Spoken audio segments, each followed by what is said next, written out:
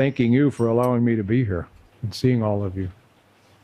Getting your association and picking up on this energy gives an old man, you're sharing your youth with me. I'm getting this youthful strength. Otherwise, I would be just old and lazy.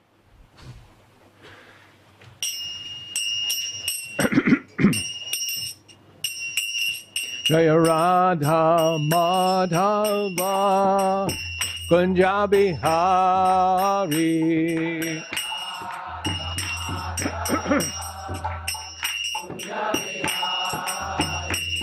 Jaya Radha Madhava Kunja Bihari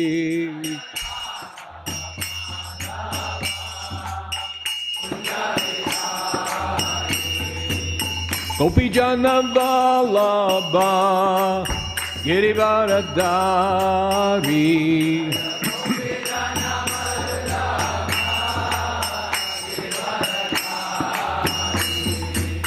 Gopi Jana Vallabha Girivaradari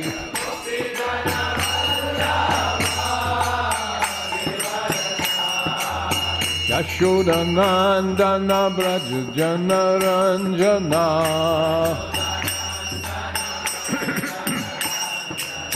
Yashoda Nandana Braja Jana Ranjana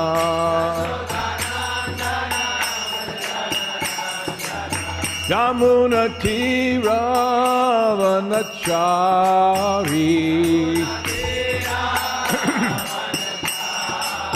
Yamuna Tira Vanachari Jaya Radha Madhava Kunja Bihari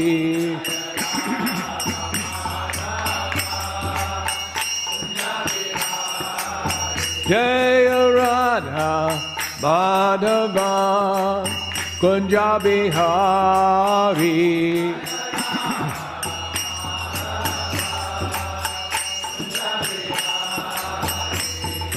Gopi Jana Vallabha Girivaradari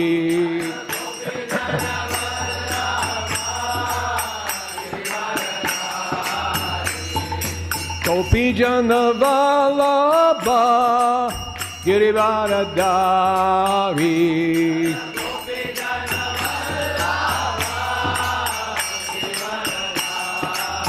Yashoda Nandana Braja Jana Ranjana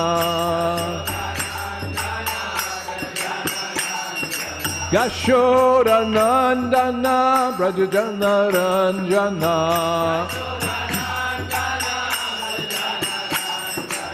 Yamuna Tira Vanachari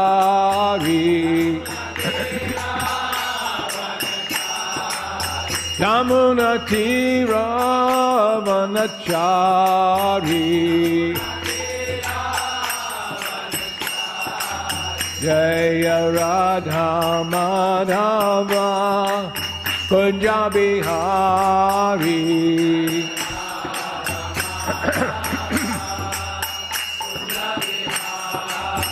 Jaya Radha Madhava Kunja Bihari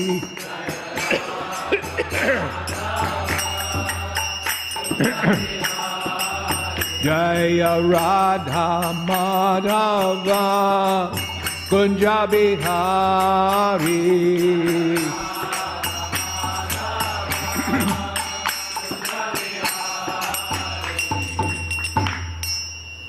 Jai Radha Madhava Jai Om Vishnu Pad Paramahamsa Parvija Kacharja Asto Tarasata Sri Srimad His Divine Grace Srila A.C. Bhaktivedanta Swami Srila Prabhupada Ki Jai Jayam Vishnupad Paramahamsa Parivijaka Asto Tadasata Srimad His Divine Grace Srila Bhakti Siddhanta Saraswati Goswami Maharaj Prabhupada Ki Jai Ananta Koti Vaishnava Vrinda Ki Jai Sri Namacharya Srila Haridas Thakur Ki Jai Prayam Sikao Sri Krishna Chaitanya Prabhu Nityananda Sri Advaita Gadadhar Shivasari Gaur Bhakta Vrinda Ki Jai Sri Sri Radha Krishna Gopinath Shaimakund Radha Kund Giri Govardhan Ki Jai Srila Prabhupada Ki Jai Srila Prabhupada's ISKCON Ki Jai Srila Prabhupada's ISKCON Newtown Ki Jai Srimati Tulsi Devi Ki Jai Sri Sri Nitai Gauranga Ki Jai Gaur Premanande.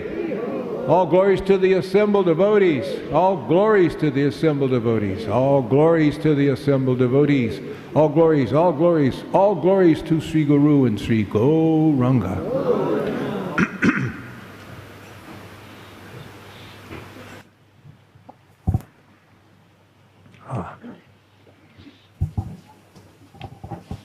You can project the verse 7:14-2. Om Namo Bhagavate Vasudevaya. Om Namo Bhagavate Vasudevaya. Om Namo Bhagavate Vasudevaya.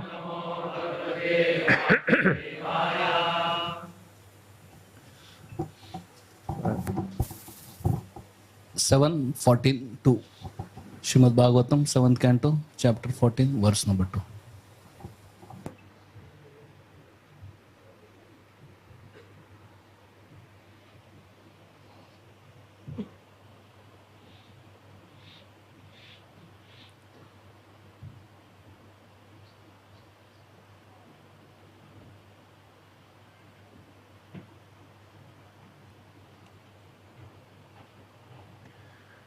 I'm going to speak on 7:14:1 and 2, and we'll chant 7:14:2 together. Is that okay?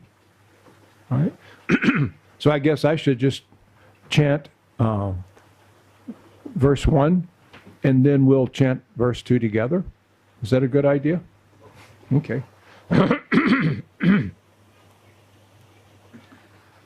Sri Yudhishthiruvāca Grihastha etam padavim Vedhinayena chanjasa Yaya deva rishe bruhi Madrisho grihamudhadi.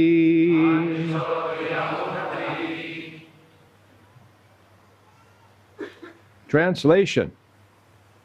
Maharaj Yudhisthira inquired from Narada Muni, O my Lord, O great sage, kindly explain how we who are staying at home without knowledge of the goal of life may also easily attain liberation according to the instructions of the Vedas. Srila Prabhupada says, in the previous chapters, the great sage Narada has explained how a brahmachari, a vanaprastha, and a sannyasi should act. He first explained the dealings of a brahmachari, vanaprastha, and sannyas, because these three ashrams, or statuses of life, are extremely important for fulfillment of the goal of life. One should note that in the brahmachari ashram, vanaprastha ashram, and sannyas ashram, there is no scope for sex life, whereas sex is allowed in the grihastha life under regulations. Narada Muni therefore first described brahmachari, vanaprastha, and sannyas because he wanted to stress that sex is not at all necessary. Are those bitter words to hear? They're Prabhupada's words, so they're sweet. Let me read that again.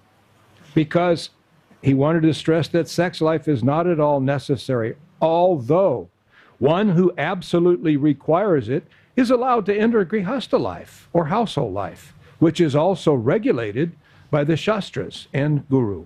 Yudhishthira Maharaj could understand all this. Therefore, as a Grihastha, he presented himself as Grihamudadi, one who is completely ignorant of the goal of life. A person who remains a householder in family life is certainly ignorant of life's goal. If, he is not very much advanced in intelligence, as soon as possible, one should give up this so-called comfortable life at home and prepare to undergo austerity or tapasya. Tapo divyam putraka. According to the instructions given by Rishabdev to his sons, we should not create a so-called comfortable situation, but must prepare to undergo austerity. This is how a human being should actually live to fulfill life's ultimate goal. So then we'll chant this verse together, huh?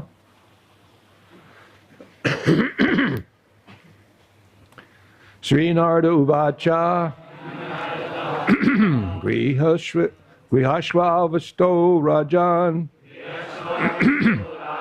Kriyaha Kurvan Yat Tochitaha Vasudevar Panam Shakshad Upasita Mahamunin Sri Nardu Vacha Grihasha Washwat Wavashito Rajan Kriyaha Kurvan Yathochitaha Vasudevar Panam Shakshad Upasita Mahamunin Sri Nardu Vacha Griheshwa Vasito Rajan Kriyaha Kurvan Yathochitaha Vasudevar Panam Shakshad Upasita Mahamunin.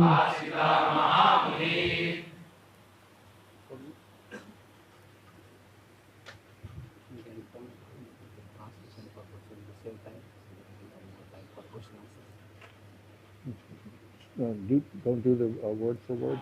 Okay. We'll have more time for questions. Many people will have many questions. Oh, good idea. This is good management. Translation. Narada Muni replied, "My dear king, those who stay at home as householders must act to earn their livelihood, and instead of trying to enjoy the results of their work themselves, they should offer these results to Krishna, Vasudeva. How to satisfy Vasudeva in this life can be perfectly understood through the association of great devotees of the Lord." Purport by Srila Prabhupada. The format for Grihastha life should be dedicated to the Supreme Personality of Godhead. In Bhagavad Gita 6.1, it is said, Anashritaha karma palam karyam karma karotiya sasanyasi cha yogi cha nani niragnir nachakriya. Translation: one who is unattached to the fruits of his work and who works as he is obligated is in the renounced order of life. And he is the true mystic, not he who lights no fire and performs no work. Whether one acts as brahmachari, grihastha, vanaprastha, or sannyas, he must act only for the satisfaction of the Supreme Personality of Godhead, Vasudeva, Krishna, the son of Vasudeva. This should be the principle for everyone's life.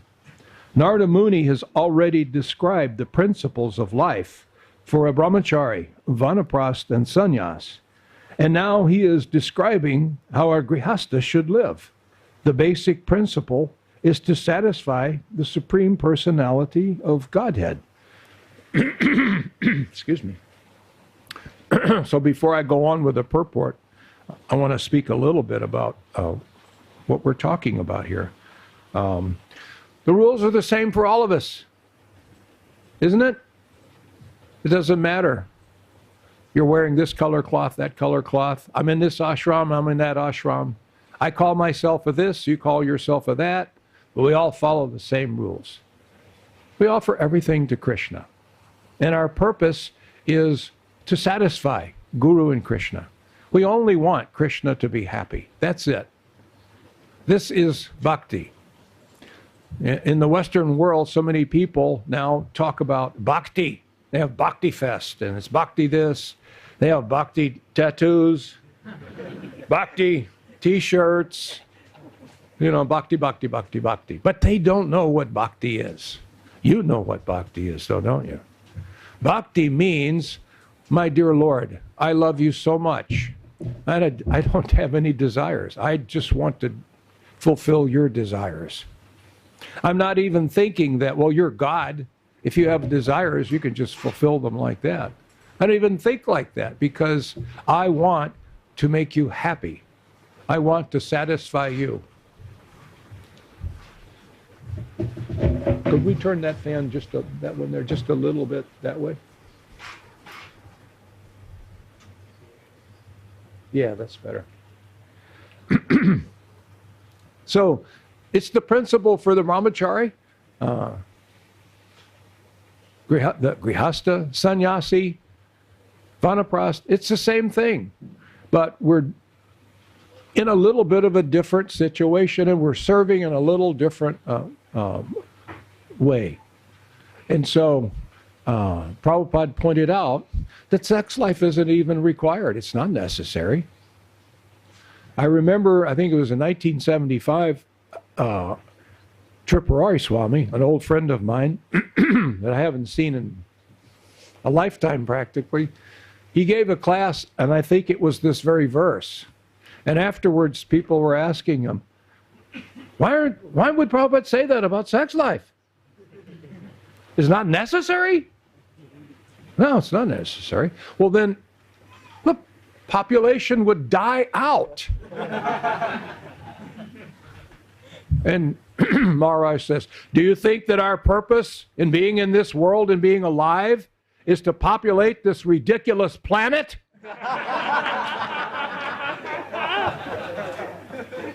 No? Okay, then listen.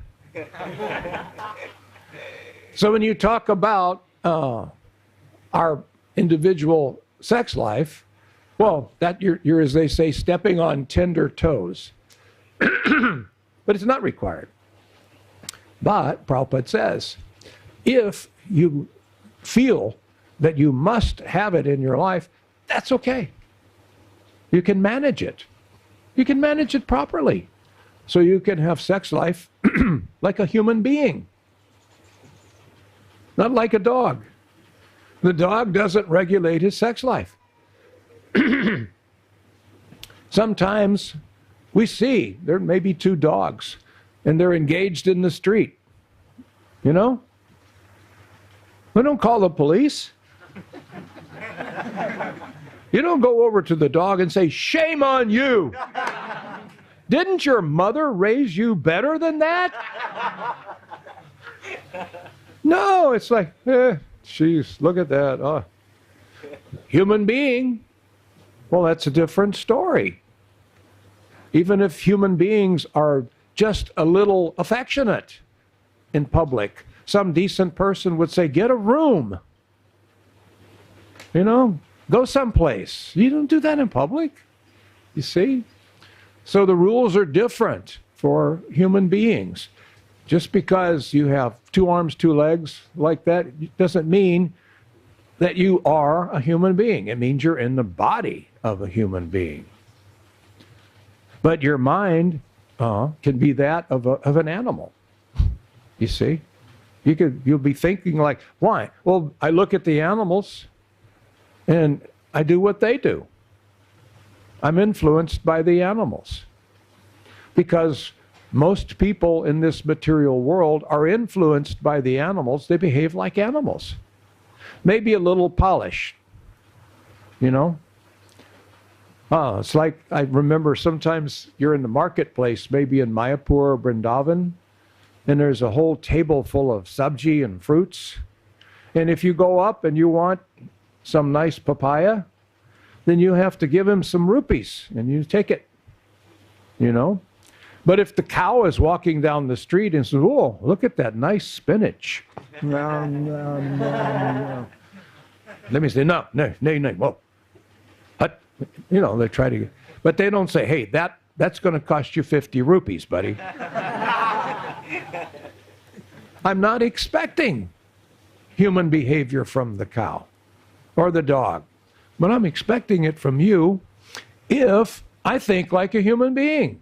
If I've been trained by those who think like human beings to think like a human being, well, then I expect anyone that I'm close to, anyone that I'm fond of, to listen to me when I tell them, act like a human being. Behave like a human being. Follow I can't think of the word, etiquette. There's an etiquette for a human being. There's an etiquette for a dog. There's an etiquette for hogs. So you can be in the human body, and you might even think that you're a human being, and everyone else may think so too. Once in a while, we come across someone who's been trained differently by those who know how to think and behave like a human being. And then that teaching will come from them to us, and we learn how to properly behave. We are also eating. We must eat. Sleeping. We have to sleep. Mating. We have to. Oh, wait a minute. We don't have to. But I want to. Are you sure you really? Yes. Is there any way that I can talk you out of this? No, I must have sex life. Okay. Then we have a program for you. We have a way that you can do that and maintain human etiquette and not sink down to the consciousness of the dog or lack of consciousness of the dog. You see? Defense will always be there. We'll need to defend. For the devotee of Krishna, our defenses are probably our requirements are much less, you know. And why is that? Anybody have any idea why is that? Why? Surrender to the Lord. He's going to take care of you. Not only that, but we interface with different people in a different way. We are the friend of every living entity. And so we treat everyone like a friend. We're polite. We treat everyone like a friend as if your guru is looking over your shoulder. Not that we're intimidated, but we want to show the guru I'm behaving like a human being. So I'm treating everyone. And my dear Lord Krishna, I'm treating all of your parts and parcels with respect. So therefore, we're not going to be insulting people very much. So people may not want to fight as much, you know. In the Western world, we see that people are very close to fight. You know, they have you ever heard of road rage? You know what that is? It's people that are driving in traffic and they get angry. And they're like, beep, beep, beep. And in some parts of the United States, like Texas, I lived in Texas for a long time. When there's road rage, they may pull out a gun and shoot you. Pow! I remember one time in Dallas, I was coming home from my office. It's a big freeway, lots of traffic, rush hour, and I must have cut somebody off. I didn't do it intentionally. I didn't even know. I didn't even remember. I don't know what happened, but some person pulled up next to me. The traffic is slow, and he's yelling at me. You know. And I said, "What?" Ah! And you know how traffic does, these different lanes move like this. So then the lane moved. He's in front of me. And I'm thinking, what is with this guy? You know? And then the traffic again, and he's beside me. And then it moved to where he's behind me like that, you know. And so then I thought, I got to do something here. And so then the traffic moved and he's beside me again. And before he could yell, I said, I started to steer with my knee, and I offered pranams, and I said, I am so sorry. Can you please forgive me? And before he could say anything, the traffic moved again, and now he's in front of me. And I'm thinking, boy, I hope that guy doesn't have a gun. I mean, it is Texas, you know. So then the traffic moved again. He's beside me, and he said, I am so sorry. I am so sorry that I behaved to you like that. I just got fired. Last week I found out that my wife had cancer, and then I get fired this week, and I'm taking it out on you, and I am so sorry. So if I had, when he first went rah to me, if I'd have gone rah to him, actually he even said, get off the next exit. I want to fight you. You know? I don't want to fight this guy. There's no reason to fight. But all I did is just like, I'm really sorry. I don't know what I'm apologizing for, but I did something. And it doesn't matter. It doesn't matter if I didn't do anything. Let me see if I can disarm him. Defense for the devotee, less may be required. But we have to be prepared. It's not that we are not prepared to defend. Sometimes we have to defend our temple. You see, it may happen. So, eating, sleeping, mating, and defending, we do that as well. 3 of our 4 ashrams are not engaged in sex life. There's no need. So, I thought I would like to explain that as before we went along. Otherwise, I'll forget what I'm going to say. You know, I have a Kali Yuga brain. You know, it's hard to hold a thought. So I'll continue. The science of satisfying the Supreme Lord can be learned as described here. Shakshad upasthita mahamunin. The word mahamunin refers to great saintly persons or devotees. Saintly persons are generally known as munins, or thoughtful philosophers concerned with transcendental subject matters. And mahamunin refers to those who have not only thoroughly studied the goal of life, but who are actually engaged in satisfying the Supreme Personality of Godhead, Vasudeva. These persons are known as devotees. Unless one associates with devotees, one cannot learn the science of Vasudeva Varpana, or dedicating one's life to Vasudeva, Krishna, the Supreme Personality of Godhead. In India, the principles of this science were followed strictly.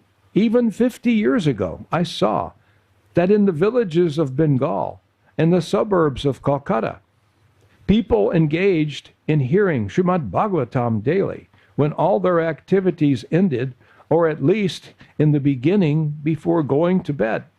Everyone would hear the Bhagavatam.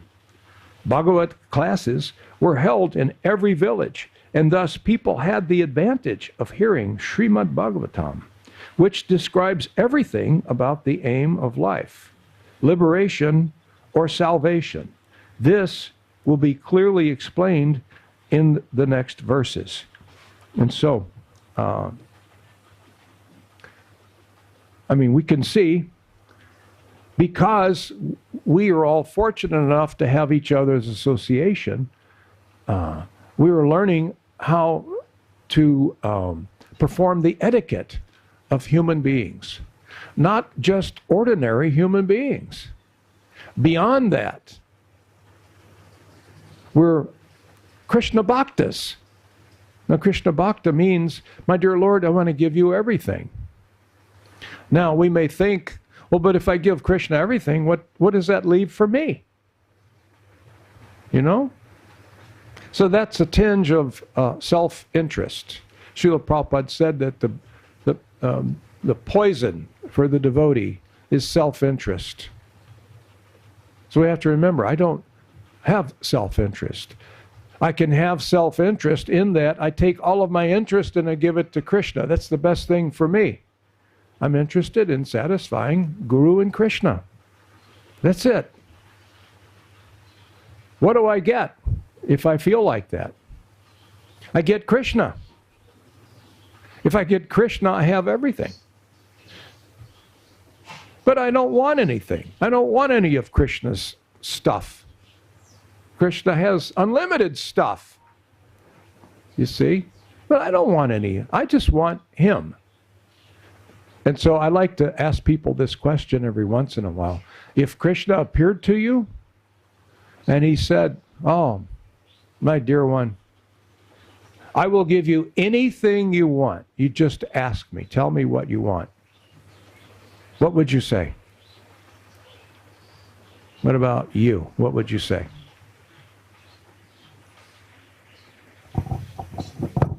Huh? Krishna Prema. Yeah. Anybody else?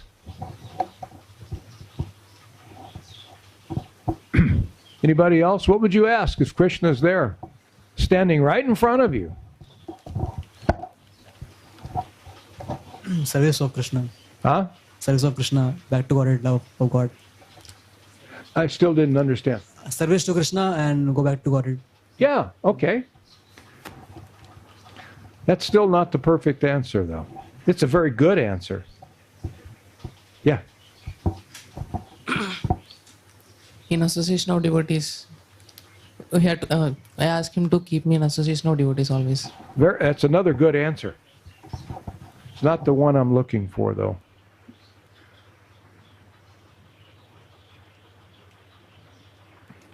Now remember, Krishna is going to give you anything. I don't want anything because I have achieved you. Means I got. That's why I don't want anything. Perfect answer. Same Prahlad Maharaj said. Same. Krishna says, what do you want? I want you. What do you think if you said to Krishna, he said, I give you anything. You said, I want you. What do you think Krishna would say? I am yours. And you're saying, I am yours. But Krishna says, but I am yours. I remember when I was the head pujari in Dallas, and after some time of taking care of the deities, Tamal Krishna Maharaj was in town and he asked me, so how do you like taking care of Radha Kalachandji? And I said, I love it. It's wonderful. But I think I may be a little off in my consciousness. What's that? What's wrong? You know? Well, I kind of feel like they're mine. I mean, I wake them up every day. I bathe them. I change their clothes. I feed them. I put them to rest at night. I've started taking possession. I feel like they belong to me. I feel like they're mine. I don't think that's the right way to feel, is it? He said, no, that's perfect. That's ideal. You should think, Krishna, you are mine. I want you. I want to own you. And Krishna would say, man, out of your love, you have already purchased me. I'm yours. That's the way we want it. This is bhakti. I just want you, Krishna. And I want to give you what you want. So we should think like that. Whether or not you're wearing white cloth, saffron cloth, whether or not you're in whatever ashram, you're brahmachari, vanaprast, sannyas, that you should feel the same way. So it doesn't matter. It just doesn't matter at all which ashram you're in. We still have the same goals. We want to please Krishna. I want to own Krishna someday. You know? I often sometimes think that, boy, if I ever get you in my arms, Krishna, I don't think I'm going to let you go. You know? We want Krishna. We want to keep him. We want to own him. So, and it doesn't matter. So, if we feel that, my dear Prabhu, in the old days when we wanted to get married, we would ask the temple president, Prabhu, I'd like to get married. Or whoever, maybe you have some Shiksha guru. And I remember I asked Tamal Krishna Maharaj, and I think it was Dristadumna Swami, when I wanted to get married. I said, I want to get married. You know, when I joined, I was living with this lady, and she became a devotee too. We actually helped each other in becoming devotees. And we started to preach together. And we didn't think anything about that we weren't legally married or anything. So I wanted to get legally married. And so Maharaj said, all right. No, it wasn't Dristadumna Swami. It was Vishnujan Swami. First of all, Vishnujan Swami said, no. You're one of us. Why do you want to do this crazy thing? You're one of us. When you take sannyas someday, soon. What do you think, Maharaj? Tamal Krishna said, let's not move so quickly here. However, Maharaj, that's the right thing to say, but I think he's serious. They are preaching together. I don't think we're going to talk him out of it. So, all right, you have my approval. You can get married. You're going to go in the door of Grihastha life. But someday, you're going to have to go out the back door. There are other ashrams beyond Grihastha ashram. Vanaprast, sannyas. So, you can do it for now, but at some point, you need to let it go. You should plan for the ending part of your life. You should leave it. You see? Now, that doesn't mean that you become a grihastha and you're not a good grihastha. You should be the best grihastha that you possibly can be. And you'll have some accumulation. You'll have to accumulate some wealth. You'll have to pay bills. Every month there's going to be a knock on the door, and the landlord is going to say, give me the rent. You've got to hand it. You have to feed yourself and your wife and your children. Now, before that, you just had to feed yourself. But now you've got to feed yourself, your wife, and your children. That's all right. You'll have to work hard. You'll have to be sincere and serious about the benefit, not only of yourself, but other people as well. You have to be responsible. This is etiquette. Grihastha etiquette is there. So that's okay. So Maharaj was saying you can go in the door to Grihastha life, but someday you go out, you leave it. Like Prabhupada. Prabhupada was Grihastha for so long. And then he left it. You see, you let it go. When you've made a provision for your family, you have grown sons, And the son can take care of the wife. This process works wonderfully. It works wonderful. The son is eager to take care of his mother in your absence. And you've trained him on how to do this. You spent a whole lifetime. And so he's ready and able. You've given him Krishna consciousness, and you know how he should take care of his wife, his mother. So, and he's learned. So it's not an unnatural process for the human being, for those who think like human beings. The Devas, we think like that. This is not an unnatural process. It sounds unnatural to those who don't know our etiquette. They don't know our science of bhakti. Well, I just want to be an old man sitting around with grandchildren on my lap and my wife. That's all I want. But it's not really meant for you to be happy doing that. That's not going to bring you the happiness that you actually want. The happiness comes from man and woman uniting, bringing devotee children into the world, giving the world, who knows who you may be bringing into the world. It's like the other night I met with a couple, a nice couple here. You know, the lady was with child. She was pregnant, husband and wife, and they want some blessing. And I'm thinking, I can't help but think, two nice devotees, and the wife is pregnant. Who is this? Who is this personality that's going to come into this community?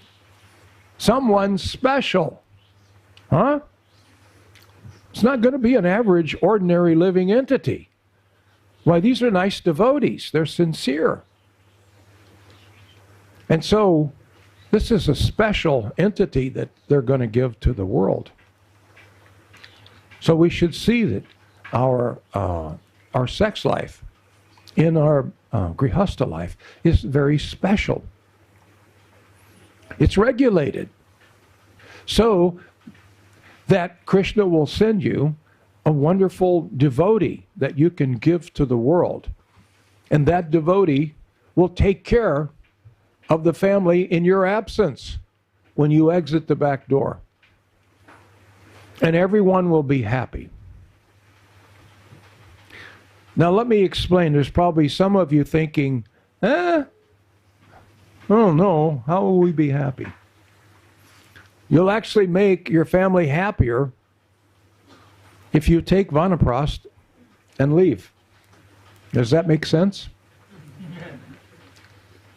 To the materially conditioned soul, they would say, how? No, that's not possible.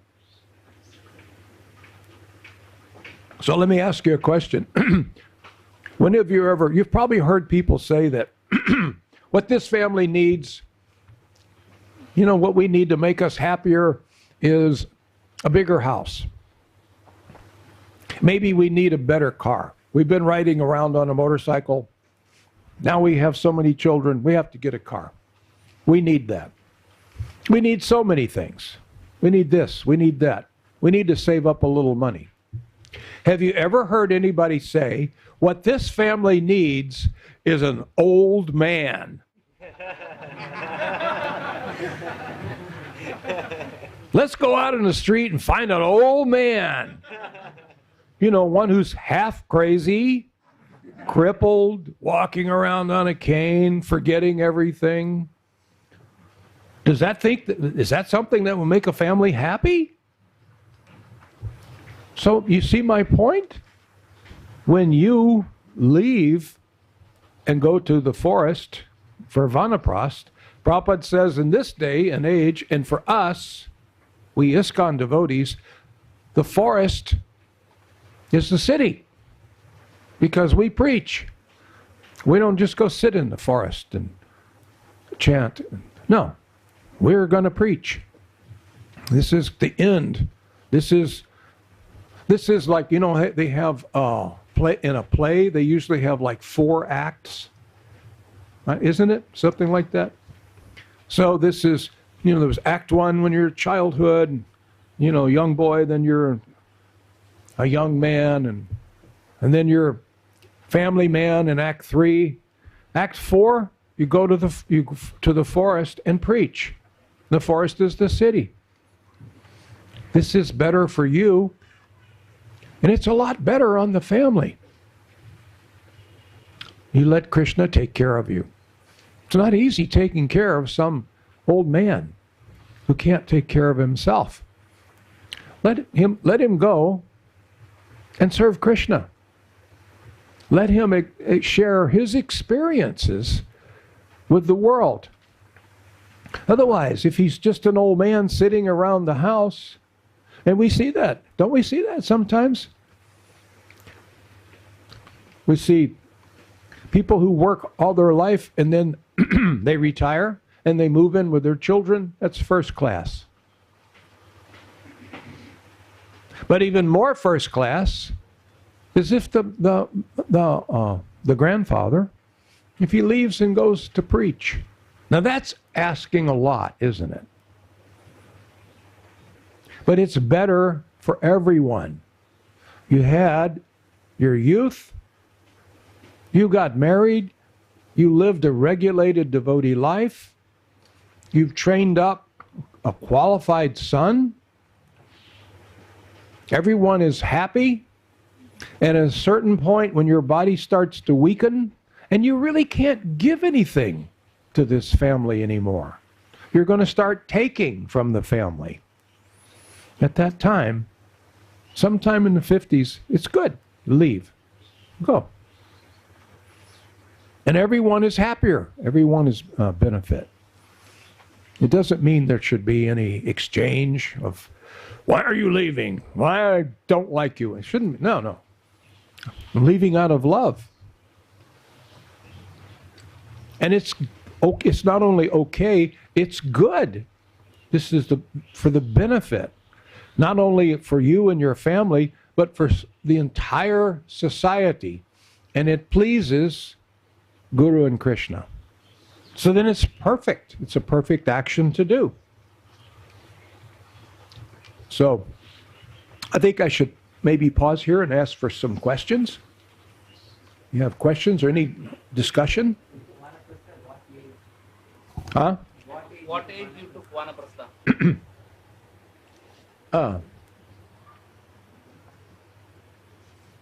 I think 56. Yeah. 20 years ago, I guess. So.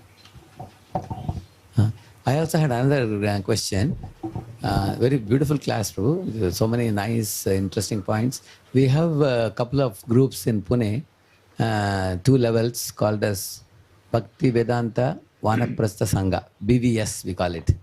So one group is 45 to 60 years of age. Another one is 60 to 80. Yeah, 2 groups. In the 60 to 80, we have 90 people in that. 90? Yeah. Wow. And 45 to 60, we have 50 people in that. So we are having training program. How many in the second group? Second group is 50. 50? Yeah. Because they are 45 to 60. There are many more who will join eventually. Some don't want to join at 45. They want to come a little late. So they will come after 50. When they touch 50, they will come slowly.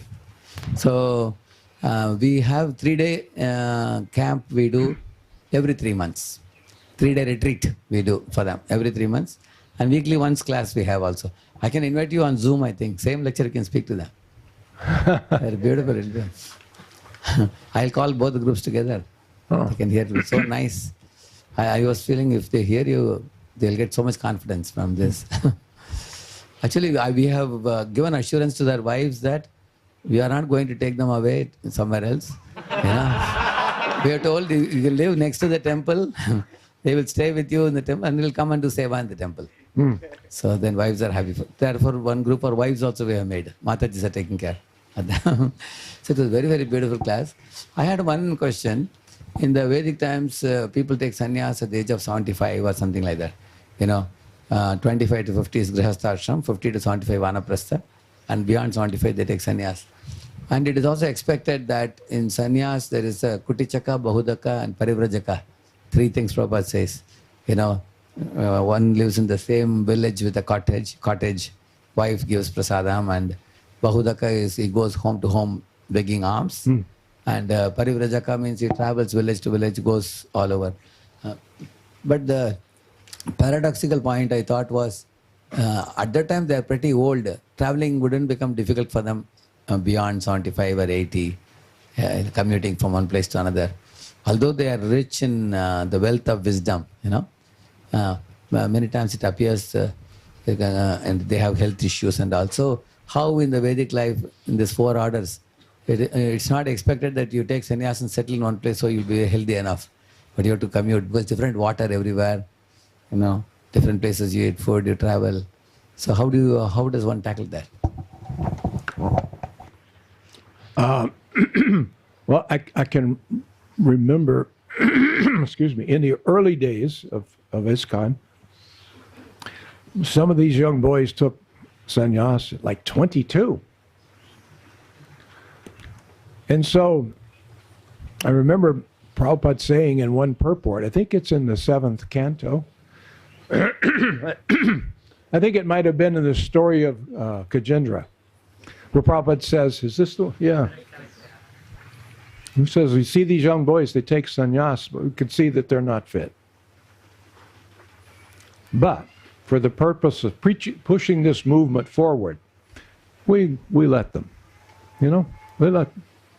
So it was artificial to take sannyas at an age like that. However, Prabhupada allowed them to make that surrender. And he knew that there's probably going to be some difficulty, but we need to establish this movement and get it strong and get it growing. So now our movement is established. We want to grow it and continue to grow it as much as possible. Every living entity we want. So, but these young boys taking sannyas at an early age, this was like, I think of it sometimes as like the Normandy invasion, So many people hit the Normandy beach, and they were killed immediately. And the ones that were successful were walking on the dead bodies of those who gave their life so that they could go and complete the mission. So it's not a dishonorable thing at all. These young boys, they sacrificed. So and many of them had some difficulty. Some of them went away. Most of them came back. I remember Madhavisa Maharaj when he left. But he came right back as Grihasta. Came back. I was in Gitanagari at the time, and he came to live there with his wife and his child. I think it might have been a son that he had. Anyway, they came to live there with the Grihastas.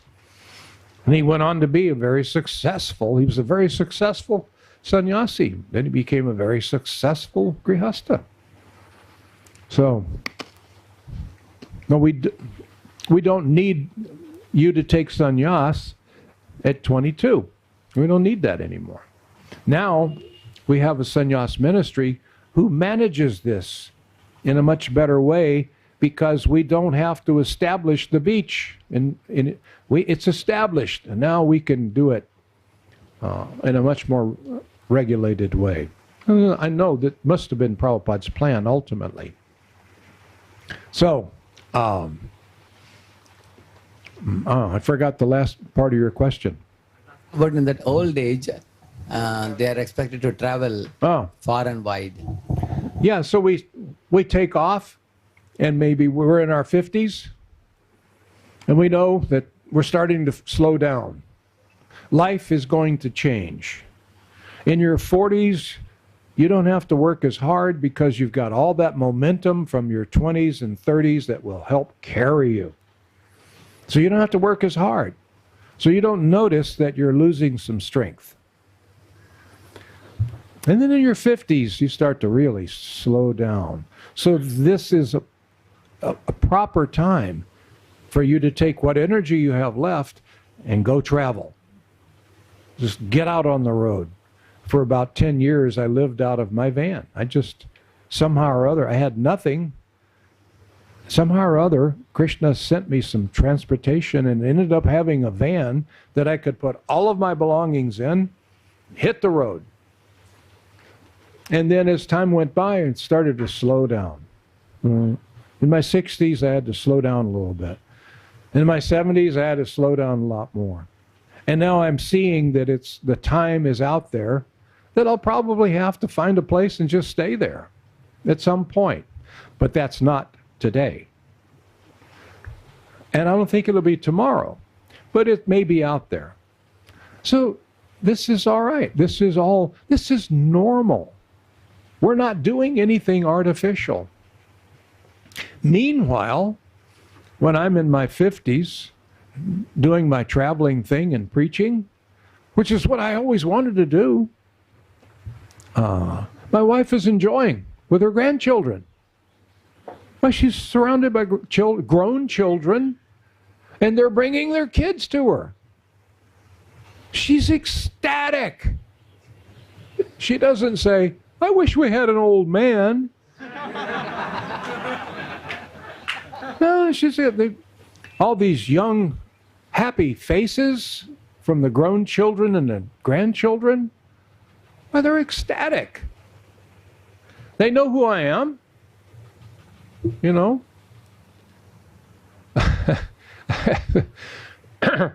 My daughter was telling me that one of my granddaughters was, now in America, even the children have phones, you know. And so she's taking, my daughter is taking my granddaughter and some of her friends to some school program or something. And so my granddaughter they're going through the phone, and my picture came up, you know. And her friend said, who is that? And she said, my granddaughter said, that's my grandfather. And he's very important. I'm not important. I'm nobody and I'm nothing. I could be a sannyasi and vanaprastha, you're nobody and nothing. You have no position. You don't need a position. That's all behind you. You've already satisfied all this accumulating and position and title. But to them, because of what my daughter had told, your grandfather travels the world and he makes people Krishna conscious. He preaches for Srila Prabhupada. My granddaughter interpreted that. He's very important. And everyone was happy. And so my granddaughter was telling her friend that maybe you can meet him someday. Oh, I would like that, you know. I'm telling you, this is natural. This is the way your life could and should unfold if you go into the Grihastha ashram. And we're not out here trying to get you to consider going into the Grihastha ashram. We're not trying to suggest, maybe, but if you feel that it's a must, it's a need, that's all right. That's okay. It's not a step down unless if you start to behave like an animal. Then it's a step down. You see? If you're a brahmachari and you're living the life of a brahmachari, you're not living like an animal. You're living like a saintly human being. You can maintain that saintly human being status and have so many. Bhaktivinoda Thakur had what, 13, 12 children, was it? One of them was a ray of Vishnu. So his decision to become a Grihastha was glorious. We're thankful to Srila Bhaktivinoda for taking up household life, huh? Because the world got Srila Bhakti Siddhanta, and through that Srila Prabhupada, it was a wonderful thing. because he's a devotee of Krishna. And he lived according to Vaishnava etiquette. There's nothing wrong with it at all. You see? Did I answer your question all right? Yeah. Yeah.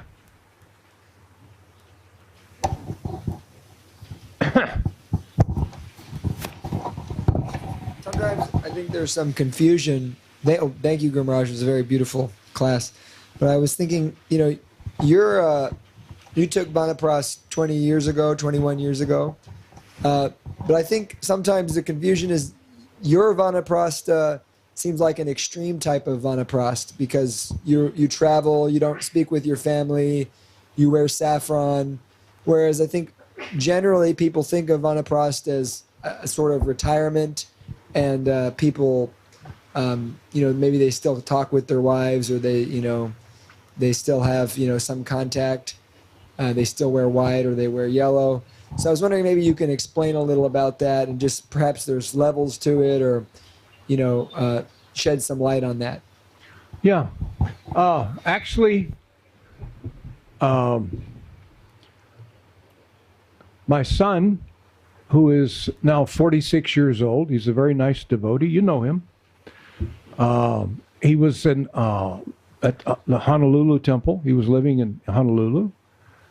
And once I came off the road and actually Jadwaita Swami and I forget who else, they were telling me, you need a base. You can't keep moving like this forever, so you probably need to look for a base. And so then I started thinking, all right, well, where should I base myself? And so I considered 5 different places to go. And so I chose Tucson because the preaching was better there.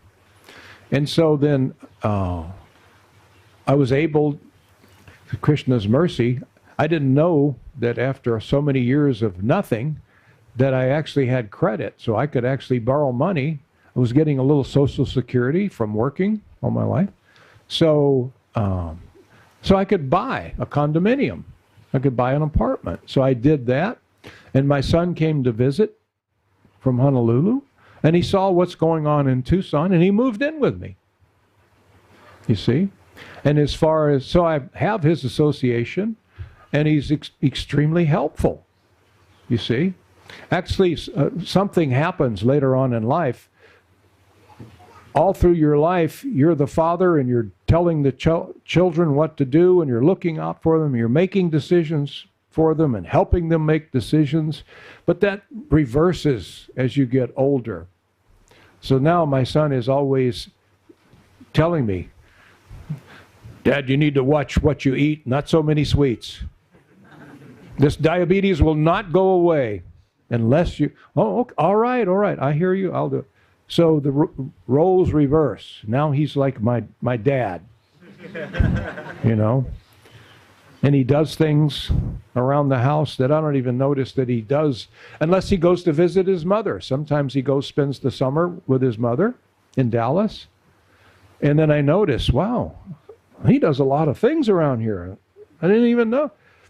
And as far as the relationship with my wife, we don't really often have a reason to talk because she's involved in her life.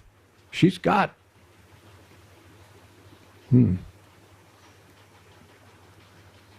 5 grandchildren. And so between the 3 grown daughters and the grandchildren, she's completely satisfied. They are able, and the daughters and the son-in-laws are taking care of her so that my son could go move and come in with me. But when I need to talk to her, we're better friends than we ever were before. A relationship, the relationship matures. It's not that you, when the Vanapras leaves home, it's not that he sweeps his wife out like the trash. Your phone is ringing and you say, oh, who is it? Oh, it's her. No way. It's like, oh, I wonder what she's got. Oh, Hare Krishna, Hare Bol. May have some conversation. You know, she may say one of the children is having a little bit of a struggle. What do you think? What's your advice? You know, what should I say? Or, you know, my landlord is giving me a hard time and you know law pretty good, so I'm going to ask you. She could have gone to somebody else, but maybe it's a chance for us to talk. You know, a few minutes we talk. And so it's not like it just, get out of my life, you're gone. No, she's still part of my life. Just like my children, they're still part of my life. And I don't spend as much time with my grandchildren. I practically, every couple of years, I may see my grandchildren, some of them, you know. But they have lives. They don't need, nobody needs an old man. Now this is easy to understand, isn't it? Nobody needs an old man. So my children don't have any need for me. My grandchildren don't have any need for me. But sometimes we exchange some loving conversation, you know, with my children. And once in a while I get to talk with my grandchildren. My daughters, they watch my classes, you know. They'll send me a note. Oh, this class that you were giving was very nice. I have some questions. Oh, okay. And they'll ask questions and we go back and forth like that. Or they'll say, my husband had a question from this one class. I think, your husband's watching my classes too? Yeah. So life goes on in a very wonderful way. I don't have any complaints about it. It looks scary because it may be unknown to us. We fear the unknown. We see that, well, my grandfather did this and my grandmother did that, and they're like this. But what if we break out of that? What if they were devotees? What if they were trained by Vaishnava etiquette? Then it would be different. This is normal.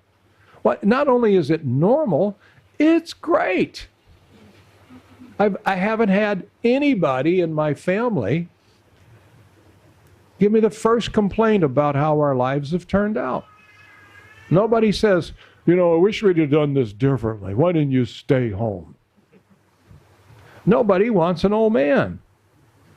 You see? They should be in the forest. They should be out doing something. They should take this time as freedom. Freedom to get out and preach. Because when you're in business, you may want to do some preaching, but there's always, you have to integrate it into your schedule. You know? You're thinking, oh, I'd like to start this program and that program. Oh, when will I do that? Maybe next year, when I get this project done, I can start. I don't have that now. Someone says, hey, let's do this. Yeah, let's do it. Let's start a program in Sierra Vista, Arizona. Yeah. It's not like, oh, well, let me see if I can work that into my schedule. You know, no, it's not. You're free. For the first time in your life, you're free. And my wife is free of me in my complaining. You know? So everybody, this is normal. And it's happy. But we may be conditioned into thinking, no, it's not. It really is. And so, but it's not necessary that you take Vanaprastha and leave home. It's not necessary. I see many people that take Vanaprastha and stay home with their family. That's all right. That's okay. Maybe they're not inclined to get out. Or maybe their health won't allow them. I can fully understand that. Because you get really tired in old age. You know, you're slowed down a lot. So if you're the Vanaprastha that decides to stay home and maybe travel to some festivals, you and your wife, you know, go to Rath Yatra here and Rath Yatra there and this one and that one. No, you're both free to do that. So that's that's an option. You can stay home. If you're inclined to preach, more than likely, if you're inclined to preach, you've been preaching all of your life whenever you can, and your wife has been instrumental in your preaching. So then at the time when you're going to go preach, she's ready for it. Yeah, you should continue it. Go. If you're going to put on saffron and get out and go and preach, then that's fine. And if you're going to stay home, that's okay as well. Does that make any sense? You know? Make it a known. We fear the unknown. Make it a known. It's like I was saying, I think last night. Write the story of your life. Write it in a happy way. Plan for a happy ending. Krishna wants your life to be a happy ending. And there's really nothing to prevent it. If you're a devotee of Krishna, even if you have ill health, and I'm not wishing that on anybody, but if you have ill health, you could still have that happy ending. Because even though your health may suffer, you're still going to be in ecstasy. You're not going to think, oh, this is terrible, I wish I could just die. No. I keep thinking, I need to listen to what my doctor says, the heart doctor. I need to listen to him. I need to listen to the doctor that's helping with my diabetes, because I actually want to live a few years longer. I have so many responsibilities. I thought I was leaving home and I was going to travel and my kids will be on their own. But Krishna had another plan. He's going to send so many other kids. I have so many children, along with their problems and their triumphs. I see them become nice devotees. And so now I want to stay, not because I want to try to enjoy the material energy. It's difficult to enjoy the material energy when you get older. You have to take shelter of the spiritual energy when you get older, because you're going to suffer. Whether you're staying home, whether you're a karmi, whatever, you're going to suffer. This material body, it's always been suffering. Having a body means I'm suffering. But as you get older, the suffering will get more pronounced. So you have to arrange it in such a way, if you're surrendered to Guru and Krishna and you're out preaching, the suffering is there, but you're only going to notice it every so often. It's like yesterday, Prabhu made some arrangement. We had a fabulous day yesterday. Even the young men that I was traveling, we went to see, they got tired because there was so much, that we, all spiritual. We didn't go sightseeing or anything like that. We went transcendental sightseeing. We went to visit Ultadanga, and we went to Prabhupada's birthplace, and so it was a wonderful day. Even the young guys were tired. And I was tired. Probably a little bit more than they were. And then maybe later on, I'm noticing, boy, my feet are really swollen because I haven't been sitting with my feet up, or I've been so active. So yeah, hey, I just remembered, I'm suffering. But that's okay. I'll take some rest, and tomorrow we'll start it all over again. Now, if I was sitting at home, I'd be suffering constantly. Constantly. Because I don't have that offset of my spiritual service, my offering to Guru and Krishna. So, does this make any sense? Does it sound attractive to anybody? So you can do this. You can do it. You don't have to worry about it. If you feel that you must enter Grihastha life, we're behind you all the way. We're with you every step of the way. When you're in brahmachari life, you have association from senior brahmacharis. We have some senior men, and they can help you. Then you enter the grihastha ashram, you still have them. And then you may have some senior grihasthas that are helping you along. You always, in our movement, you always have someone to help you along. You're not going to be alone. So when I was traveling around for so many years, I never felt alone, even though I was alone. I always felt like it was some alone time with Krishna. You know, you get some alone time, just me and Krishna. Sometimes I can just sit. Sometimes I'm traveling for many, many hours, driving in the car. Not anymore, but I used to travel so many hours. And I would listen to classes of Srila Prabhupada over, more and more. Sometimes I would listen to a class, and at the end I would think, I'm never going to remember that. I'm going to play it again until I get it beaten into my mind. You know? So in those days I had sometimes like a 10-hour drive. You know, I could never do that anymore. So now it's like maybe 5 hours if I'm going to travel. I can still do that, but I don't do many of those anymore. So it's not a terrible thing. It was ecstasy. I never felt alone. I don't know how long it's been since I felt alone. The devotee has to give up certain things. You have to give up feeling alone, and you have to give up fear. Because being a devotee of Krishna, they take it away. It goes away. And then someday you may think, hey, I haven't been lonely. I don't remember what it feels like, but I know what it is. You know? I know what fear is, but I don't know what it feels like to be afraid. Because it's so far in the past, you see. So you go into a different phase of your life. You go into Act 4. And you, with help of your spiritual master and your Shiksha gurus and the assembled devotees, you have written a really good act for that closing act of your life.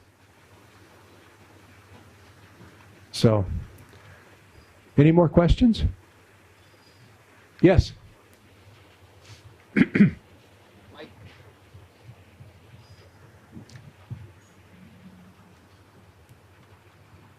Hare Krishna. Hare Krishna, Prabhuji, please explain the senses. Thank you, Prabhuji, for the wonderful class. So, Prabhuji, in the previous class, you have, while answering to one of the devotees' question, you have beautifully answered how this movement has taken shape from Srila Prabhupada and the disciples has continuing this movement.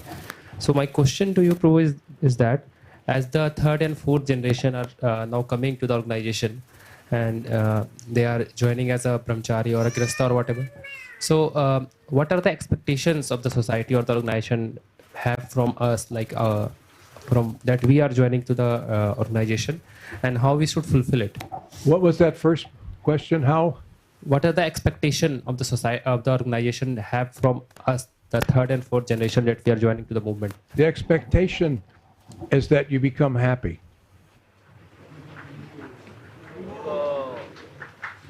Prabhupada wanted us to chant and be happy. Prabhupada wanted us all to be happy. Why?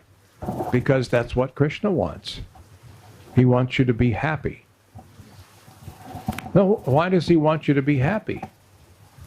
Because that's his part and parcel that he knows. He knows you as a different personality than you are right now. Krishna sees you as his part and parcel, his beloved devotee that's been with him for eternity.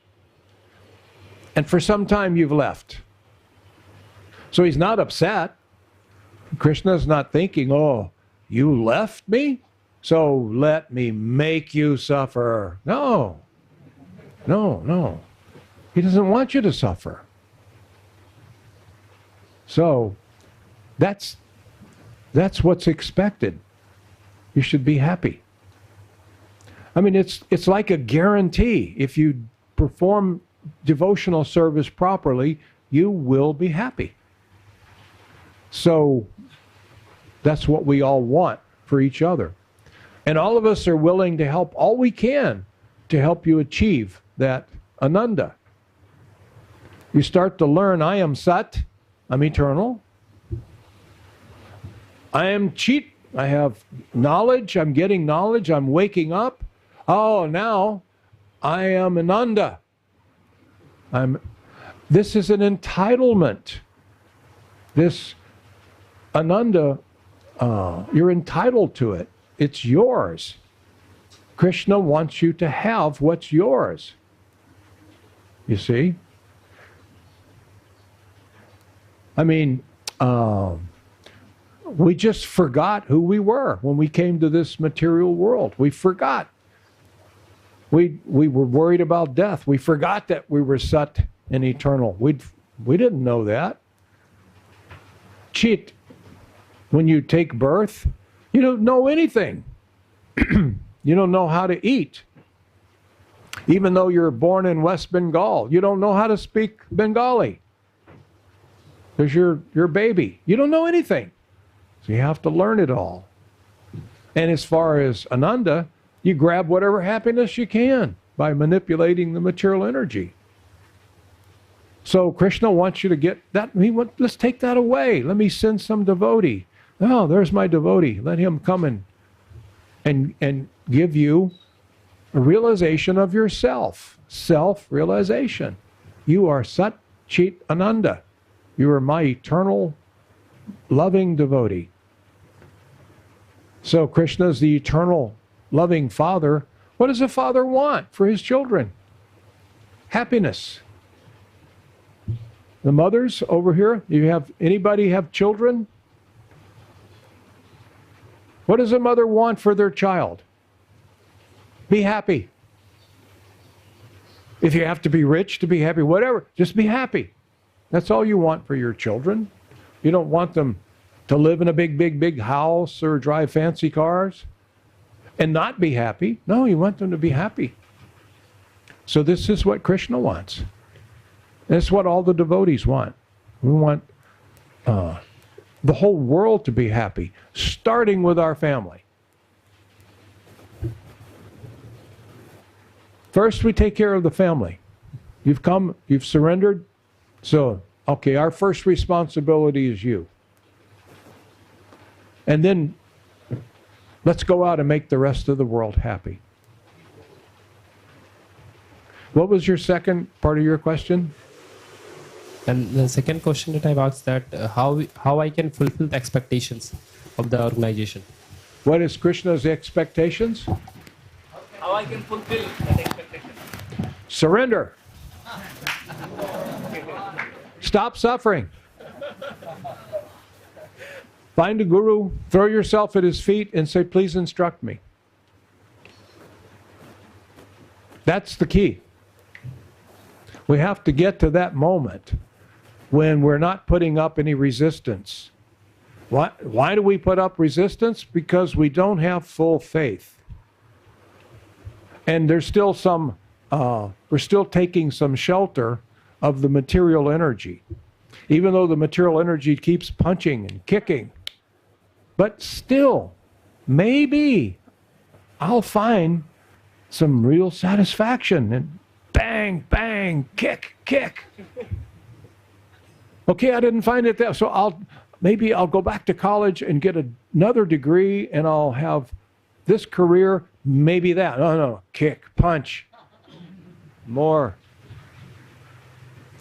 You're not going to be happy until your faith is developed properly, and then your faith goes away because it's replaced with knowing. There's a big difference between faith and knowledge. We don't want faith forever. Faith is not something that you keep. That's called blind faith. No, faith should and must, if it's well placed, it will turn into knowing. First, I meet you, I have faith that you're a nice person. And in some time, I'll know whether you're a nice person. So give your full faith to this movement. Give your full faith to Guru and Krishna. Then you'll receive knowing. You'll know. You'll have the knowledge. And you'll be happy. This is self-realization. And until you realize that real self, how can you possibly be happy? These selves that we have right here, this isn't us. This isn't what Krishna sees when Krishna looks at you. Have you ever thought like, has anybody here ever thought like that? When Krishna looks at you, what does he see? Huh? The soul. What is that soul? Beautiful. Well, you're a part of him. Everything he is, you are too. Except he's got more of it. But your quality is the same. So we should think like that. What is it that you see, Krishna? Why is it that you love me so much? I must be incredibly lovable for you to love me so much. You see? So we need to think like that. You know, what does Krishna see? What do you see in me, Krishna? It must be wonderful. So, Mic can be passed there. huh? Mic.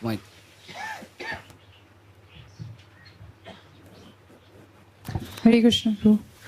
The question is that you mentioned that a person should ideally join Vanaprastha or a spiritual life with the consent and happiness of their family. However, Srila Prabhupada left his family without his wife's permission to pursue his spiritual mission. So how can we understand this apparent contradiction?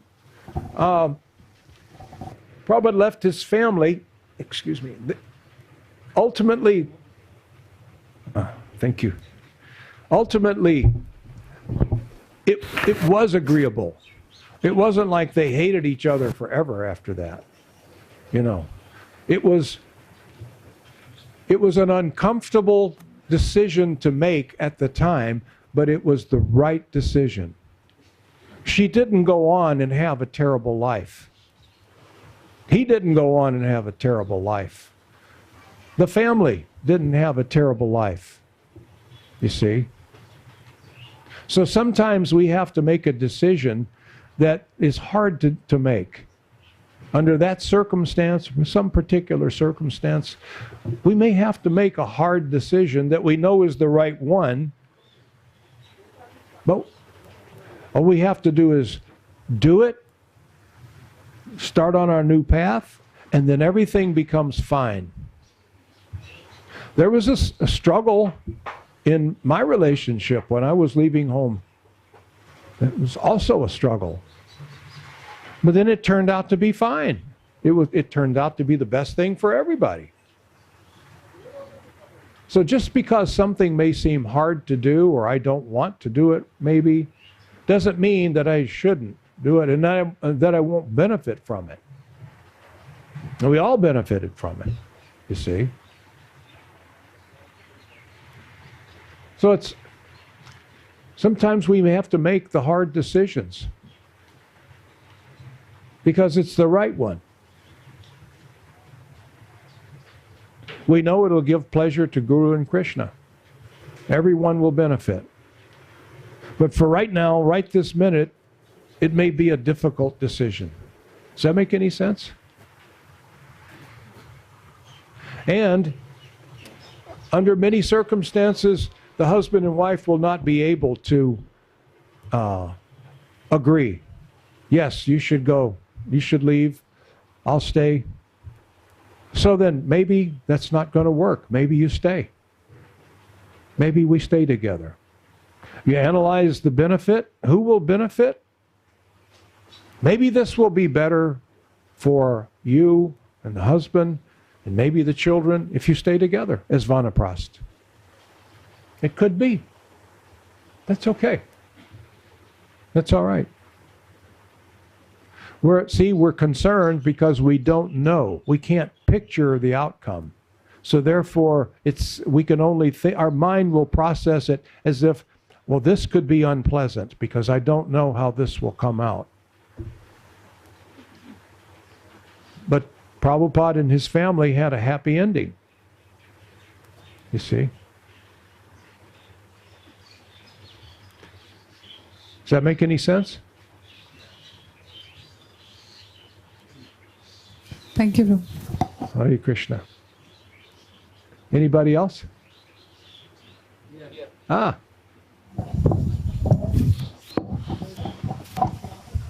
Hare Krishna, Prabhu.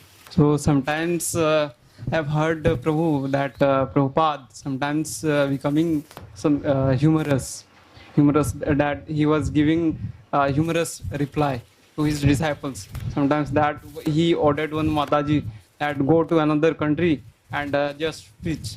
So then that Mataji telling that no, I am women, how can I go to there? Then Prabhupada told that no, you are not women, you are soul. So like that, and one Prabhuji was sent to jail, and then that Prabhuji told that, oh Prabhupada, what can I do? I am in jail. Then Prabhupada told that no, Krishna also took birth in jail. So just stand and be happy. So like that. So was he taking care of his disciple, and how he was worrying about his disciple? His intention was good, but the Guru always worries, is always concerned about the disciples' well-being. Always. If you can't take that responsibility, if you can't take the responsibility of developing your children, you shouldn't get into Grihastha life. If you can't accept the responsibility of caring for your disciples, you shouldn't take disciples.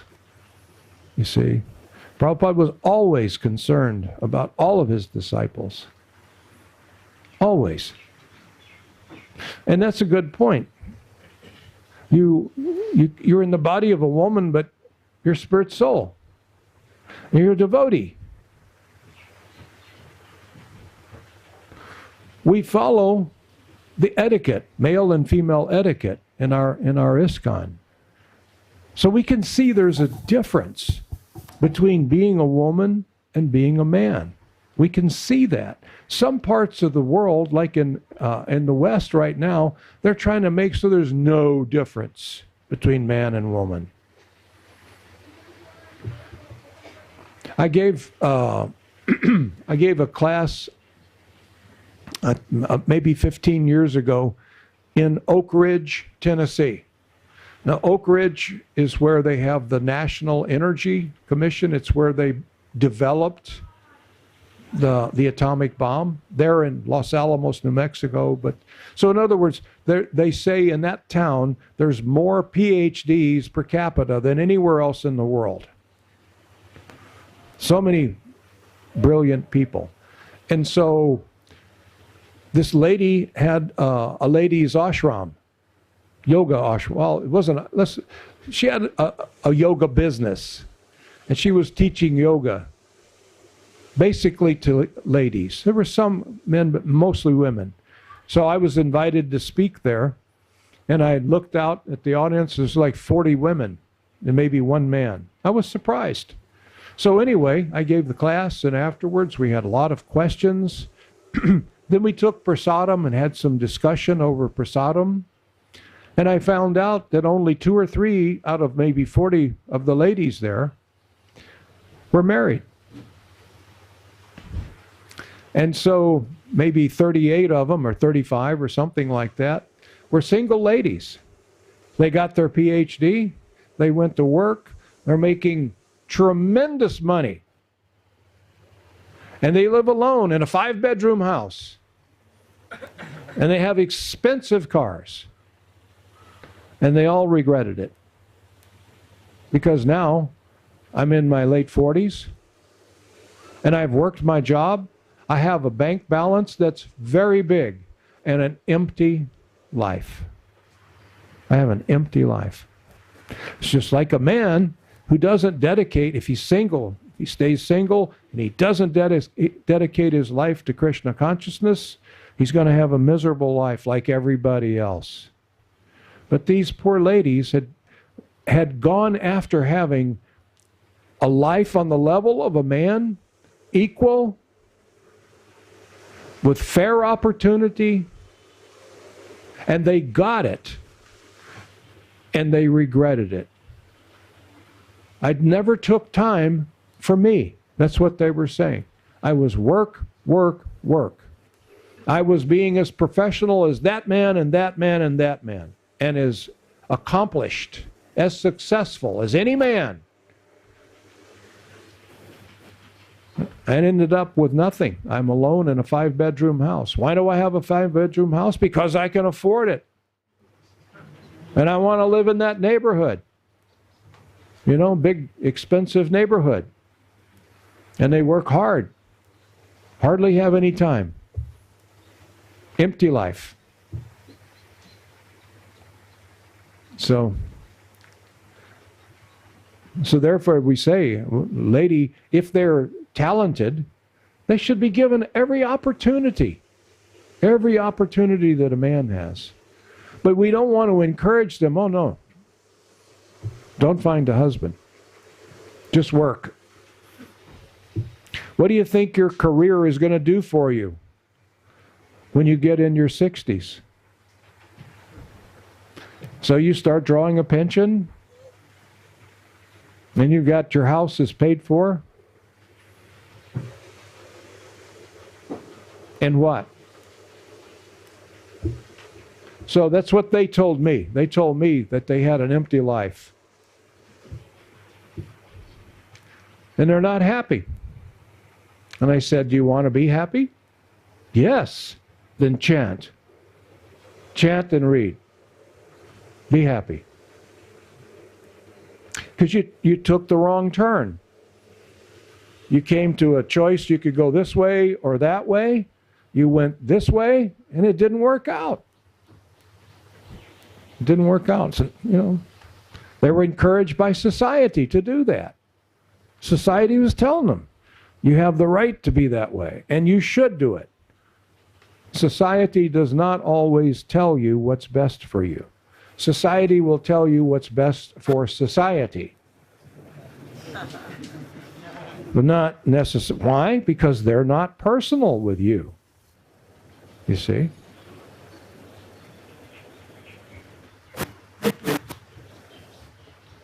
Yes, Prabhu. I think there's somebody in the back too. We'll get to you too. Just because you're in the back doesn't mean we should neglect you. I'm sorry. So we'll get to you next. Yes, Prabhu.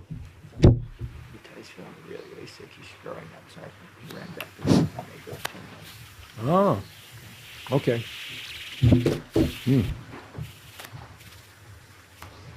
Yeah, so I have a question. What if a devotee couple does not have children? So how can they plan for the next half of their life, like after 50 years? Yeah. So in Vanaprastha life, like you mentioned, somebody has a son and grandchildren, and the wife can be taken care of by the children. So if they do not have children, or they can't have, or whatever reason it may be, so what can they do? How can they plan their life well then ahead? Your plans may have to be different. So you may have to adjust it to a personal situation. You know, you may not be able to do like that. You may not be able to leave home and leave her. If she has no one to take care of her, then you have no right to leave home. So it may be different. You see? And that's okay. That's all right. Maybe the two of you can preach together. I've got God brothers and God sisters that do that. They're old. They can barely move around, but they're out preaching, you know. They have these preaching programs. And they're very effective. They're retired. They're vanaprasth, they're not working, so you could say they're vanaprasth, but they're living together and preaching together. And they love it. Their life is a lot different. All through their life, they both worked. And so now they're retired, and they're together, and they're preaching. And pretty happy. Pretty ecstatic. So, do like that.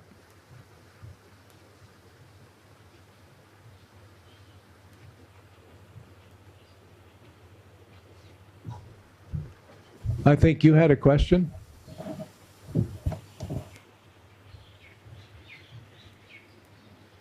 Hare Krishna Maharaj. Maharaj, my question is little longer. So, your question is what? It will take me some time to explain. Okay. Can I take some 4 or 5 minutes? Okay. Can you hold on just one moment? Yes, Maharaj. Ranjan is sick and he's vomiting. So I'm wondering if we could maybe someone from Kirtaneshwar is checking on him right now. I don't know if he can make that trip to Mayapur today. So I need to find out if he's going to make that trip early enough so that I can tell the driver to not come, and we may have to spend the night again. Is that all right if we spend the night again? No. I've actually thought about it. So, maybe Subhananda goes. He could. Okay. All right. Thank you. All right. Sorry. Yes. He has very big question for Yeah. Yes, Maharaj. Should I continue? You can write it down, and so that in 1 minute you can ask. Maybe till that time somebody else can ask. Okay. I have written down the 4 points. Maybe I can make it in 2 minutes. Okay. So Maharaj, my question is regarding the conversation that Yudhishthir Maharaj is having with Narad Muni. So he begins this question, like he asked about the Sanatan Dharma, and then Narad Muni tells about 4 social classes and 4 spiritual classes. So there are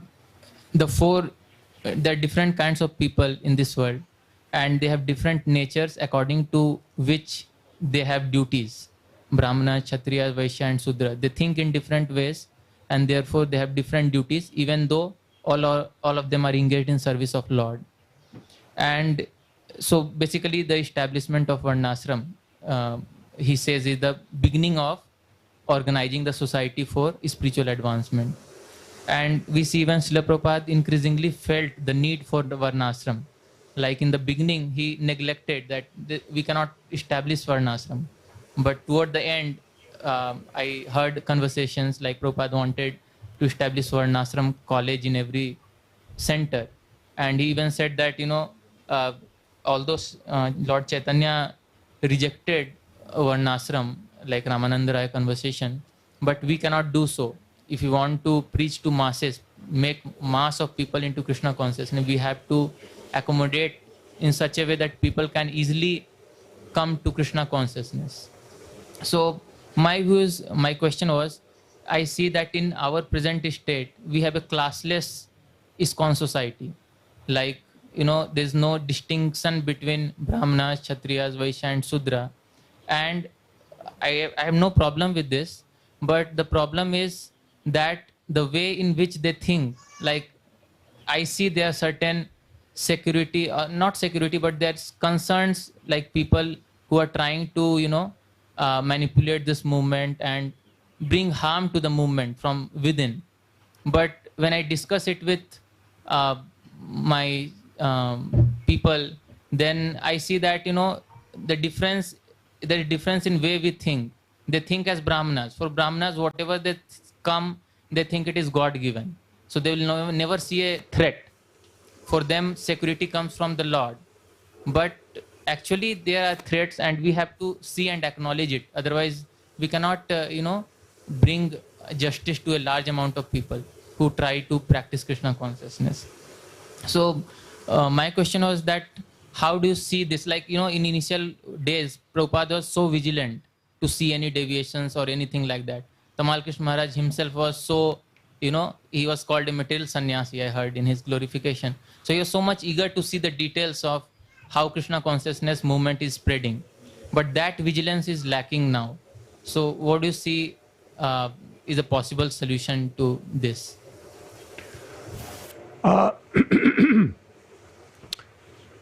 Through my service, I don't really have time to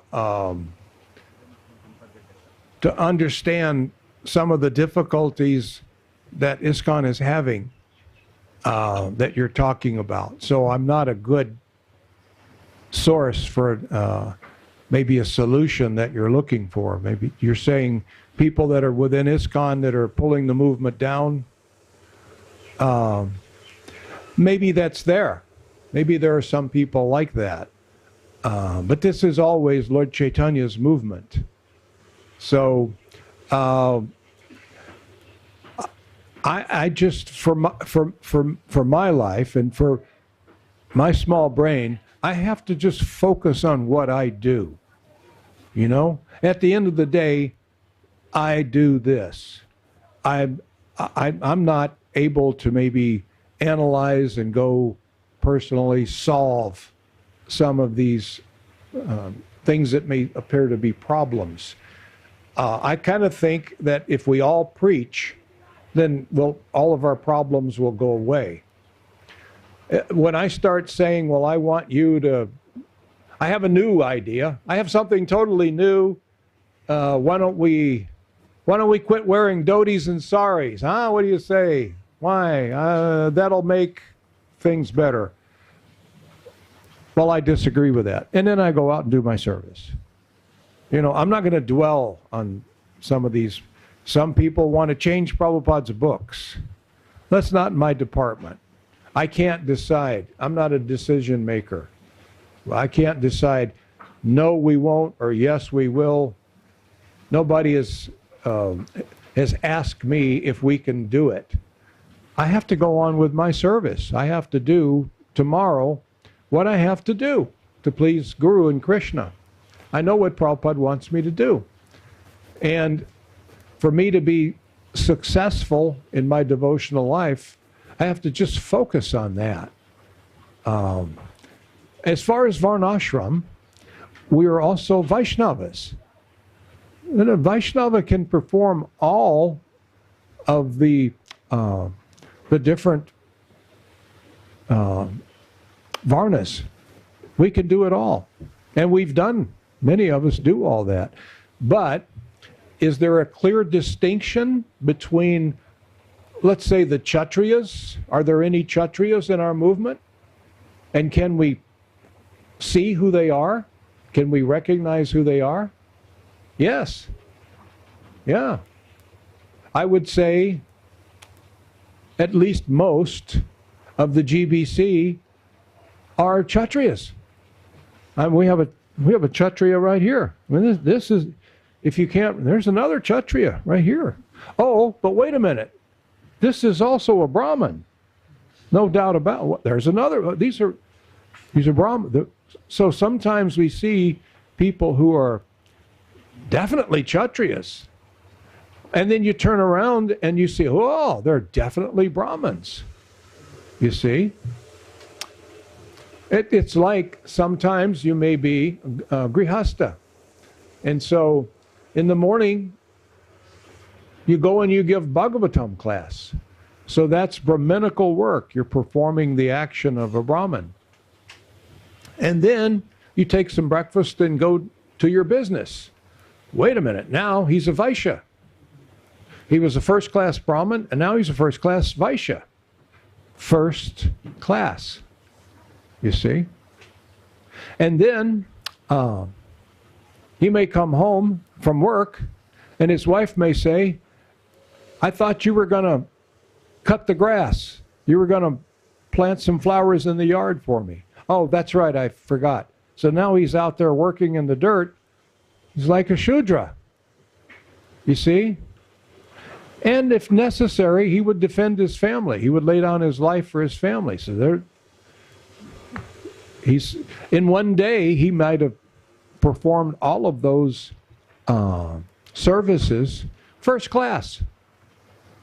But the underlying thing that he has, that he gives most, might be he's a better Brahmin than anything. He might be a better Vaishya. You see?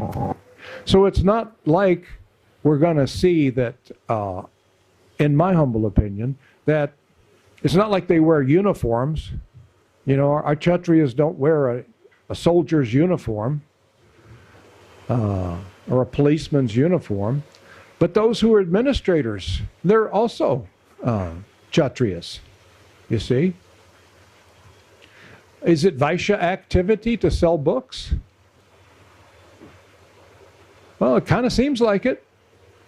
I mean, we could say it's transcendental. It is. It's a spiritual transcendental activity, but you may use all the tactics that you might learn from a first-class Vaishya to market those books. You might figure out how I can go online and market thousands of books. You see? So, I don't know if I'm making any sense, but I think that the Varnas will establish themselves. If you let someone be, then his tendency will manifest. Well, we tried this, I remember in Dallas in the early 80s, to distinguish who's a Brahmin and who's a... We tried to figure out, let's do Varnashram. And we found that some people would say, yeah, I'm a Kshatriya. And then we would look, he's not a Kshatriya. Oh, he wants to be a Kshatriya. He wants to be seen as a Kshatriya. That doesn't work. It was difficult, you know, to... So, how do we establish Varnashram? I'm not really sure. I think for the most part, we have to let the Varnas manifest, let people be what it is that they are, you know, what their tendency is. But at the same time, we're all going to perform different duties. We're going to, from time to time, we're going to be doing Sudra work. And from time to time, we're going to be doing Vaishya work. And from time to time, we're going to be defending everybody. And sometimes we're, more than likely, most of the time, we're going to be Brahminical. We're going to be Brahmins. And each time that we're performing one of these Varna activities, it's going to be first class. So, is that a good answer? I don't know. I'm not much of a problem solver anymore. When I was in management, then it's like Shivaram Swami told me a couple of years ago. I'm no longer a problem solver. And I said, no, I guess I'm not either, except smaller, different family problems, you know. This one needs this one needs that help. Sometimes somebody wants some advice. But it's like we're trying to build a new temple in Tucson. And I feel like that's so far away from whatever talent I might have had at one time. That's all changed, you know, now. I don't know how to manage or building a new temple. I might be able to help collect some funds, but there's young minds that are very brilliant, and they know how to do things that I don't know how to do anymore. I've moved into a different part of my life, and whatever talents I might have had at one time, a lot of those they're just memories. So now, I have to just be a Brahmin. You know, whatever Brahmin ability that I have, I just have to exercise that. Does this make any sense? Yes, Maharaj. Yeah. So, and as far as the problems we have in ISKCON, I think we need to focus on it. I don't know if I'll be any help, but I'll certainly listen to anybody and offer my opinion for whatever it's worth. It's kind of like, remember when Modi was elected and he decided we're going to change the money. So whatever money you have, no matter how much you have, it's gone. It's no good. Here's your new money. I think that was a brilliant move. What, don't you think? That was brilliant. So I see myself as that way. Whatever I had before, that knowledge, how to establish a business and do this, and that's all gone. I mean, I have memories maybe, but I would say if you're trying to do something like that, go to somebody who has a fresh, new, educated brain. I'm always just worried about, I'm concerned and occupied with trying to put out fires with people that may be having some spiritual problems. And how can I get a group of people together that will listen to me? And if I do that, what will I say? What part of Bhagavatam do I talk from, or Bhagavad Gita? And I'm so occupied with that, I don't know how to solve these. I'm not a problem solver anymore. I'm probably more of a problem maker. When you get old, you become a problem, I guess. So, is that a decent answer? I'm sorry, I don't feel like it's what you're looking for, but He seems to be happy. if you want a better answer, you probably need to find somebody with a little bit more brains. So, Hare Krishna. So I see that many of you have many questions and want to hear, and also, however, we see that there's time factor. I see many devotees are also hungry, so we'll take break for prasadam. So we are extremely. How many of you are happy to hear from His Grace Jivananda Prabhuji?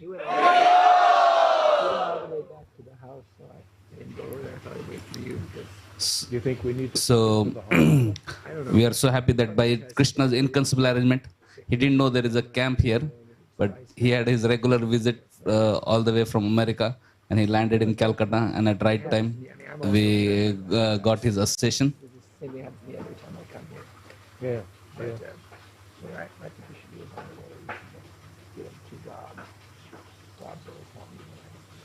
Well, we'll get him, on the way to the apartment. We'll get him. So can we go to Mayapur then? Should we go? Yeah, you'll be fine. So I shouldn't tell Arpan to not come? I don't think so. Okay. He's not that sick? Okay.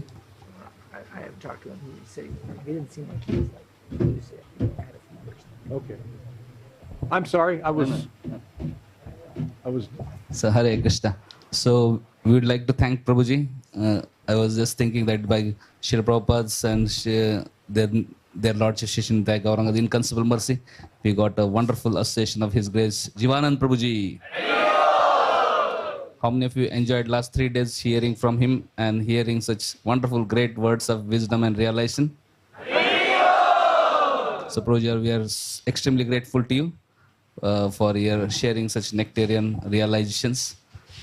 So we hope and pray that we'll get your association again and again in future.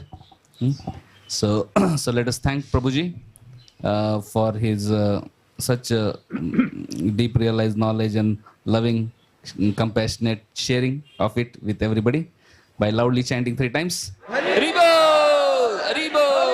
Haribo! If anybody has any question and you feel that you won't be able to sleep today night, so you can personally meet Prabhuji. However, we'll conclude here so that devotees can take breakfast prasadam. Okay? Yeah, I should take Thank breakfast. You. And I want to thank all of you for your association, and thank you for giving me something to do. I don't have a life like everybody else. You have duties and things going on, and without you giving me some service, I would be just like a lump of plastic or a lump of wood or something. So I want to thank you all for enlivening me and sharing your energy. I'm losing energy, but I get around you and I get some energy boost. So I want to thank you so much. And I wish you a happy and wonderful life in Krishna consciousness. So go out there and be happy. End it well. End your life well. Somebody will remember you forever if you have a wonderful, productive, Krishna conscious life and a happy ending. People will want to do like you. They'll want to follow in your footsteps. You follow in the footsteps of the pure devotees, and then you'll turn around and people will be following in your footsteps someday. So thank you all so much. Hare Krishna.